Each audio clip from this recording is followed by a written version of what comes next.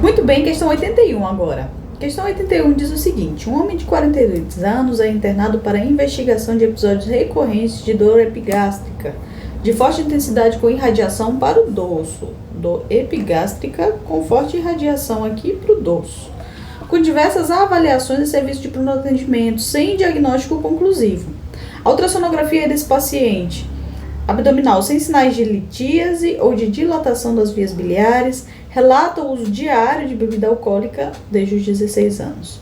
Considerando o caso apresentado, assinale a alternativa que indica, respectivamente, o exame complementar e a conduta terapêutica adequados. Legal essa questão aqui. Bem, classicamente um paciente que apresenta uma dor no epigastro que irradia para trás, ou então uma dor em forma de cinturão, como diz aqui, ou então em forma de faixa, nós podemos inferir já que é alguma coisa no pâncreas. Pode ser uma pancreatite aguda? Pode. Só que ele refere aqui que ele já foi várias vezes no pronto atendimento, né? Diversas avaliações no serviço de pronto atendimento e não teve um diagnóstico conclusivo. Se tratasse de uma pancreatite aguda, o paciente já saberia, seja por um cálculo, seja por alguma alteração na ultrassonografia, já teria como saber, ou até mesmo pela sintomatologia do paciente. No entanto, ele já foi tratado, já fez vários tratamentos e sem nenhuma resolução e tem uma dor aí no hipogástrico importante. E talvez aqui o ponto-chave aqui da questão é que ele relata o uso diário de bebida alcoólica desde os 16 anos. Isso aqui é muito característico de quê? Ou seja, alguma coisa no pâncreas. Alguma coisa no pâncreas a gente já sabe que tem. Dor epigástrica forte, de intensidade muito forte, né? Com irradiação para o dorso. Muito característico de pancreatite. Paciente enolista que já vem aí tomando álcool desde os 16 anos, ele tem 42, então muito provavelmente se trate já de uma pancreatite crônica, certo? Considerando o caso apresentado, assinale a alternativa que indica respectivamente o exame complementar e a conduta terapêutica adequados. Letra A, uma tomografia computadorizada de abdômen e administração de amitriptilina. Vamos passar para a próxima, letra B. Colangiopancreatografia endoscópica retrógrada e administração de gabapentina. Vamos lá. Ele não tem a presença de litiase, não tem a presença de cálculo e nem obstrução na via biliar. Então, não é necessário realizar uma colangiopancreatografia endoscópica, ok? A gente faz quando tem a suspeita de um cálculo ali, um litozinho impactando o conduto que está impedindo com que a bile seja excretada. Letra C, tomografia computadorizada de abdômen e administração de ácido ursodesoxicólico. O ácido ursodesoxicólico não vai ser importante nesse caso aqui, a gente não vai usar. Precisamos fazer o manejo do paciente com uma medicação que seja aí para uma dor neuropática. Letra D, colangiopancreatografia endoscópica retrógrada e administração de enzimas pancreáticas. Não, nós não iremos fazer isso. As enzimas pancreáticas podem usar também depois, quando já apresenta uma falha importante no pâncreas, mas a priori a conduta não é realizar uma colangiopancreatografia retrógrada, não vai ser utilizada. As enzimas hepáticas sim se usa na pancreatite crônica, só que ele não está enfocando nisso, certo? Pode usar? Pode, mas a gente precisa primeiro ver o que o paciente tem, realizar aí o estudo de imagem adequado e depois administrar um fármaco neuropático, e as enzimas hepáticas são importantes também, mas seria para depois. Letra A, tomografia computadorizada de abdômen e administração de amitriptilina. Isso aqui é o que nós iremos fazer, certo? Na tomografia computadorizada, nós podemos ver calcificações, o pâncreas vai estar diminuído, vai ter um tamanho menor, vai se observar a presença de tecido fibroso, dependendo do tipo aí de tomografia que é realizado, ou seja, o paciente já vai ter ali um grau de degradação do pâncreas importante, certo? O que nós iremos administrar para esse paciente? A amitriptilina. A amitriptilina aí, que ele é um tricíclico usado para manejo da dor crônica. Então, é muito importante ter um fármaco para dor neuropática, certo? Resposta aqui, letra A. Eu fiquei me perguntando, cara, mas por que uma dor neuropática? O que vai gerar essa dor neuropática? Então, o que gera essa dor neuropática é porque existe a presença de uma inflamação crônica ali no pâncreas, e toda essa inflamação vai gerando ali um componente inflamatório crônico local na região muito importante. E quais são os nervos que afetam aí para essa dor neuropática? São os nervos esplênicos, certo? Então pode ser não só uma dor no epigastro, mas pode ser uma dor difusa também na região do andar superior aqui do abdômen do paciente. Então por isso a letra A está correta. E a amitriptilina se usa para esse tipo de dor neuropático, de dor neuropática. Por quê? Porque os analgésicos convencionais, os AINES, ou então os analgésicos esteroides, eles não vão ser importantes para acalmar esse tipo de dor, certo? Então a resposta certa é a letra A, nós precisamos usar já uma medicação para dor neuropática. Próxima questão, 82. Um homem de 20 anos, pedreiro. Essa questão eu fiz na internet, no Instagram, foi legal. Ela é muito boa. E é boa e é um tema que cai muito. Homem de 20 anos, pedreiro, é atendido em pronto-socorro após cair de um andaime a uma altura de aproximadamente 2 metros com impacto direto na região urogenital.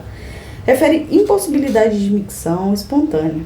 Ao exame físico, revela equimose em asa de borboleta no períneo, uretrorragia e globo vesical palpável abaixo da cicatriz umbilical. Esse paciente está com o quê? Ele está aí com trauma uretral, certo? Trauma uretral que, inclusive, já está gerando um globo vesical. E uma coisa que é basicamente patognomônica desse tipo de condição é essa equimose aí em asa de borboleta, muito característico. Na região perineal do paciente, certo? Sofreu aí uma queda importante. Frente ao quadro clínico desse paciente, qual é a conduta médica mais adequada? Vamos lá. Letra A, passagem de sonda vesical de demora. Não podemos passar a sonda vesical porque a gente pode acabar complicando mais ainda a situação do paciente, pode gerar um dano mais importante. Imagina só, o paciente está com trauma na uretra, ele está com uma laceração que está sangrando muito, tem um sangramento muito importante, sai coágulos ali da região uretral do nosso paciente. A gente vai enfiar uma sonda ali, é complicado porque pode lacerar mais ainda, aumentar o sangramento e fora as infecções, as outras complicações que podem chegar aí a acontecer nesse paciente por conta desse dano físico. Letra B, realizar citostomia por punção é a principal alternativa, é a principal conduta a se realizar nesse momento. Letra C, estímulo de diurético, de jeito nenhum, não pode estimular diurético desse paciente, por quê? Porque vai fazer o quê? Vai aumentar ali o globo vesical, ele vai ficar cada vez mais impossibilitado de fazer xixi, de realizar micção. Letra D, incremento da hidratação venosa? Também não. Por quê? Porque você vai acabar estimulando também ali o débito urinário, o que a gente não quer nesse momento, né? Então a letra B, a resposta correta é a conduta adequada para esse caso. Realizar a cistostomia por punção. O paciente já está aí com globo vesical e também já está com a evidência de um dano uretral aí, certo? Boa essa questão. Questão batida também. Eu acho que todos os anos cai também essa questão. Não exatamente assim, mas cai coisas relacionadas. Bem parecido. 83. Menina de 2 anos e 6 meses é atendida em uma unidade básica de saúde, uma UBS. A mãe relata que a criança consome cerca de 1 litro de leite de vaca por dia, muita coisa, e ingere pouca carne. O médico observa palidez, cutânea e mucosa e solicita exames. Os resultados são apresentados a seguir. Hemoglobina baixa, hematócrito baixo, volume corpuscular médio baixo, certo?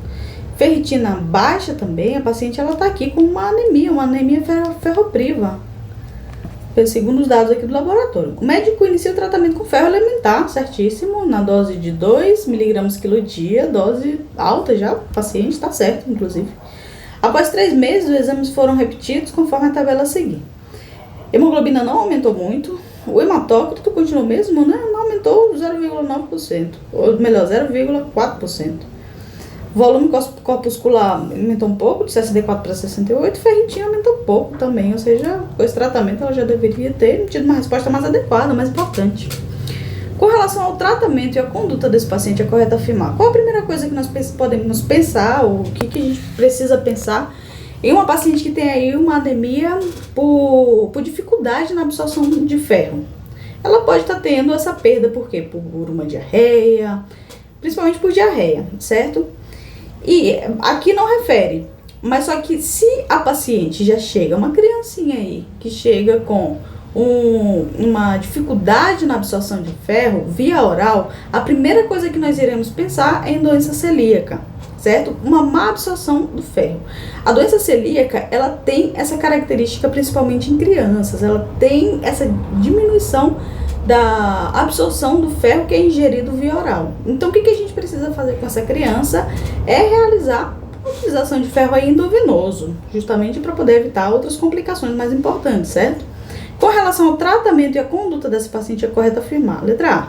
A resposta é a esperada para o tratamento? De jeito nenhum. Ou seja, a gente já imagina que a resposta deva ser pelo menos 1 a 2 pontos por cima ali dos graus de hemoglobina. Então, está muito baixo. Letra B. Resposta à administração do ferro oral é resistente, tá certo? Devendo se propor com ferro endovenoso, sim, investigar a má absorção por doença celíaca? Perfeito, tá perfeito a letra B. Letra C. Falha terapêutica é sugestiva de outra causa de anemia microcítica. Deve-se considerar a hipótese de traço talassêmico e encaminhar a paciente para a hematologia? Não necessariamente. A paciente ela teria outras alterações aqui na talassemia, certo? Ela teria alterações hepáticas, o que não refere aqui. Segundo digamos, os dados, segundo o que refere a questão para nós, ele não nos deu nenhum dado clínico importante. A paciente é uma paciente saudável, no entanto, ela tem dificuldade para absorver ferro e tem essa palidez cutânea e mucosa. A gente vai levar para outro lado, ainda não vai levar aí para a talassemia, não tem muito a ver. E também talassemia se pode diagnosticar, é uma das condições que se diagnostica na infância, mas ela geralmente se diagnostica um pouco mais, com idades um pouco mais avançadas. Letra D. Falha terapêutica deve-se a persistência de fatores de riscos relacionados à alimentação e à subdose do ferro elementar. Deve-se aumentar a dose e orientar a alimentação? Também não, a gente vê que esse, tá? Talassemia também não. Resposta certa, a letra B, que é o que mais é adequado para esse tipo de paciente, certo? Para essa bebezinha aí de 2 anos. Questão 84, paciente 27 anos, uma gesta, nenhum parto, comparece à unidade de pronto atendimento apresentando dor pélvica leve, sangramento vaginal discreto às 6 horas. Refere data da última menstruação a 7 semanas. Ao exame físico tem sinais vitais normais e exame abdominal normal. O exame especular, nota-se sangramento em pequena quantidade, vivo, oriundo do orifício externo do colo uterino. Títulos de beta-HCG realizado há 2 dias eram de 2.500 unidades internacionais, MUI, mililitro. Títulos de beta-HCG realizado no pronto-socorro são de 3.500 unidades por mililitro. Foi solicitada a ultrassonografia transvaginal, que demonstrou a ausência de saco gestacional intrauterino, olha só, e presença de massa anexial à direita, medindo 3 centímetros, contendo no seu interior imagem compatível aí com o embrião, sem batimentos cardíacos. Isso aqui a gente já observa que se trata de uma gravidez ectópica. Com base no quadro clínico, nos achados do exame complementares, a conduta mais adequada a ser realizada nessa paciente então vamos lá. Uma paciente de 27 anos, jovem, uma gesta até agora, que muito provavelmente se trate dessa, né? O que acontece? Ela tá aí teve aí um aumento do beta-HCG, dos títulos de beta-HCG, foi de 2.500 para 3.500 em um período de, ele fala aqui, 2 dias, em um período de 48 horas, o que significa que sim, teve aí um crescimento dessa massa desse embrião, ok? No entanto, foi um embrião que não se observa na cavidade uterina e concomitantemente a isso, se observa uma massa no anexo direito. Então, o que acontece no caso dessa paciente? É uma paciente jovem, ela teve assim um pequeno sangramento, mas ela não refere outra sintomatologia e tampouco refere instabilidade hemodinâmica. Quando a paciente já chega mais grave, já chega com uma dor importante, ou então tem uma massa anexial de um tamanho muito significativo, o que nós iremos fazer? Nós iremos fazer já diretamente medidas cirúrgicas, já a laparoscopia, videolaparoscopia, ou dependendo da complicação, já se faz diretamente aí a laparotomia. No entanto, essa paciente está estável hemodinamicamente. O feto também aqui, ó, tem uma massa anexial medindo 3 centímetros. Eu fico devendo para vocês esse dado, mas se eu não me engano, 3 centímetros é aí o tamanho limite para a utilização do metotrexato ao invés de fazer a laparotomia. Mas eu tenho quase certeza que é isso, que é 3 centímetros. Contendo no seu interior imagem compatível com o embrião sem batimentos cardíacos, ou seja, já se trata assim de uma gravidez ectópica com a presença de um embrião já sem batimentos, ou seja, um embrião já inviável. Então, o que nós iremos fazer com essa paciente? A conduta correta, nesse momento, é a utilização de metotrexato.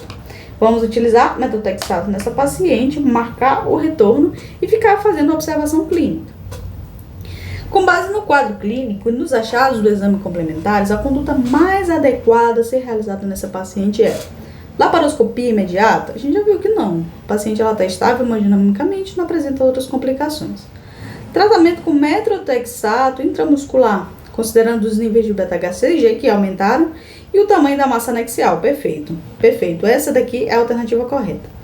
Laparotomia imediata, considerando os níveis em ascensão do beta-HCG, a presença do embrião na massa anexial, falso. Monitoramento com ultrassonografia transvaginal e beta-HCG em 48 horas, considerando os níveis de ascensão do beta-HCG. Certo? Nesse caso aqui, nós já iremos utilizar o metrotexato, porque nós já tivemos aí um aumento de 1.000 unidades, por exemplo, estava 2.500, foi para 3.500, tivemos aí um aumento de 1.000 unidades no beta-HCG. Então, sim, já é um critério para a utilização do metrotexato, certo? Ou seja, teve aí um certo desenvolvimento. Se nós não utilizarmos o metrotexato, pode ser que essa massa ela siga crescendo. Então, sim, é correto a utilização do metrotexato.